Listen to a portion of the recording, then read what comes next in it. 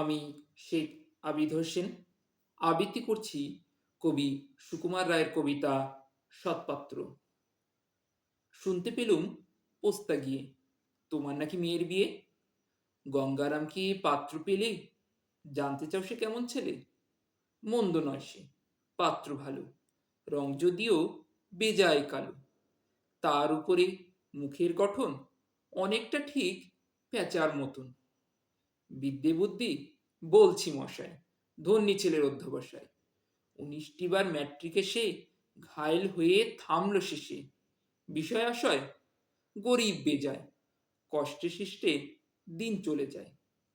মানুষ তো নয় ভাইগুলো তার, একটা পাগল একটা গোয়ার।